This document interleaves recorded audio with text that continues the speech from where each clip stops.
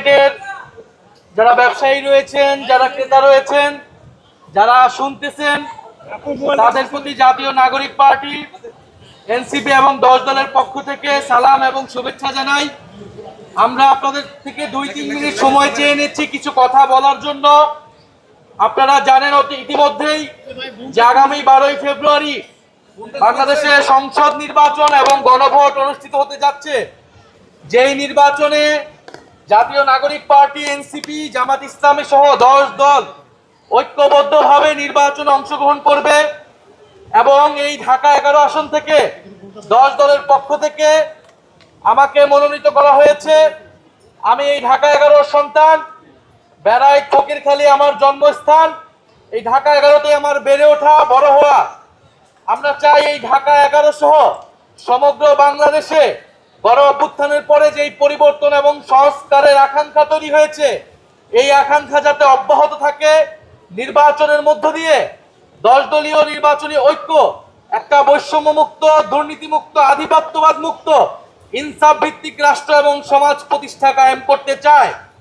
ইনশাআল্লাহ যদি আমরা ক্ষমতা বা সরকার গঠনে সক্ষম হই, শরীফ ওসমান হাদির সহ জুলাই গণ অভ্যুত্থানে আমাদের ভাইদেরকে যারা খুন করেছে তাদের বিচার নিশ্চিত করা আমাদের অন্যতম প্রধান এজেন্ডা। শরীফ ওসমান হাদি ভাই যে ইনসাফের পক্ষে, যেই ন্যায় নীতির পক্ষে, আধিপত্যবাদের বিরুদ্ধে তার লড়াই শুরু করেছিল, সেই লড়াই আমরা চালিয়ে যাব। এবং 5ই আগস্টের পর থেকে যারা এই মার্কেট, হাট, বাজার, টেম্পো স্ট্যান্ড সহ বিভিন্ন জায়গায় নতুন করে চাঁদাবাজি, দখলদারিত্ব, জমি দখল, ভূমি দখল শুরু করেছে, আমরা 12ই ফেব্রুয়ারি 11 আসন থেকে তাদের বিদায় ঘোষণা করব। আমরা চাই না বাংলাদেশ আর আগের মতো থাকুক। এক স্বৈরাচার গিয়েছে, নতুন কোন স্বৈরাচার আসুক, এটা আমরা কখনোই হতে দেব না। বাংলাদেশে 1000 মানুষ, ছাত্ররা, তরুণরা জীবন দিয়েছে, রক্ত দিয়েছে। এই মার্কেটে আমরা যখন কথা বলেছি, এই মার্কেটের বহু কর্মচারী, বহু ব্যবসায়ী তারা এই আন্দোলনে মাঠে ছিল, সামনে ছিল। এখন তাদেরকে নতুন করে আবার চাঁদা দিতে হচ্ছে। আমরা এটার বরদাস্ত করব না। আপনারা আমাদেরকে সুযোগ দিবেন, আমাদের প্রতি আস্থা রাখবেন। আমরা 10 দল ঐক্যবদ্ধ হয়েছি এবং আপনাদের প্রতি আহ্বান থাকবে।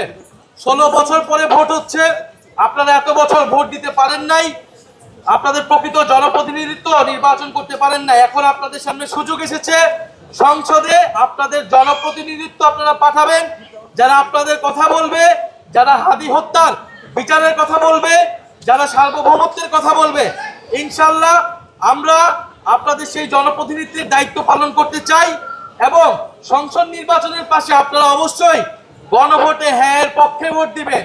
কারণ হ্যাঁ এর পক্ষে ভোট দেওয়া মানে সংস্কারের পক্ষে ভোট দেওয়া, দুর্নীতির বিপক্ষে ভোট দেওয়া। আমরা সবাই গণভোটে হ্যাঁ এর পক্ষে থাকবো তো ইনশাআল্লাহ? আমরা সবাই হ্যাঁ এর পক্ষে থাকবো, ইনসাফের পক্ষে থাকবো, 10 দলের পক্ষে থাকবো। আর এই 11 আসন থেকে আমার প্রতীক হচ্ছে শাপলাকলি। আপনারা শাপলাকলিকে জয়যুক্ত করে সংসদে পাঠান। ইনশাআল্লাহ আমরা আপনাদের প্রতি যে প্রতিশ্রুতি দিয়েছি, শরীফ ওসমান হাদি সহ আমাদের শহীদ ভাইদের যে আকাঙ্ক্ষা, সেই আকাঙ্ক্ষা আমরা অক্ষরে অক্ষরে পালন করবো। আসসালামু আলাইকুম।